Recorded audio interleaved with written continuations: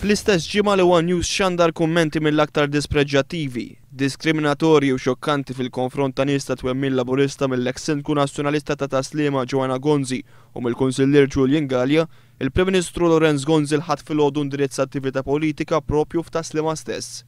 Madankollu Lorenz Gonzi injora għal kollox dawn id-dikjarazzjonijiet xokkanti u minflok ma ddejjaq xejn jippreżenta ruħu fuq l-istess palk ma' Julian Galea, il-Kunsillier Nazzjonalista li fost oħrajn qal li jħallas inqas lill-impjegati laburisti tiegħu. Ma nistax għalihom. Għandi fuq bla laburisti. Jekk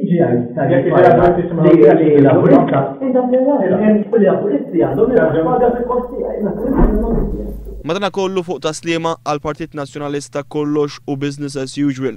Tant li Julian Galea li issa qed jgħid li meta mel dawn id-dikjarazzjonijiet kien qiegħed biss jiċċajta kien ippreżentat mal-lista ta' kandidati nazzjonalisti għall-elezzjoni tal-Kunsill Lokali f'Taslima fost iċ-ċabċib ta' dawk preżenti. Preżenti magħna għal dan id-dialogu għandna il-kandidati li se jkunu għal din elezzjoni ta' nhar is-Sibt li ġej 10 ta' Marzu hawnhekk f'Taslima. Julian Galea. Bil-Prim Ministru Lorenz Gonzi iħeġġeġ lil dawk preżenti biex jivvotaw għal kandidati nazzjonalisti, inkluż lil Julian Galea. Fit-tmiem l-attività f'Taslima One News talab il-kummenti tal-Prim Ministru dwar Julian Galea li jiżdader imbarazza tal-aħħar. Prim Ministru, il-każ Julian Galea magħluq? Grazzi. Il-każ Julian Galea magħluq? Skużawni. Ħaj kontesta Julian Galea?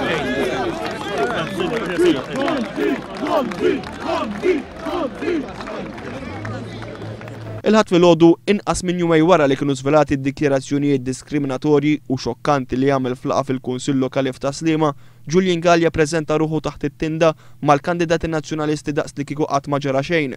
Għal-ħintwiel Galea dar anke jitkellem ma' deputati, ministri u esponenti oħra tal-Partit Nazzjonalista.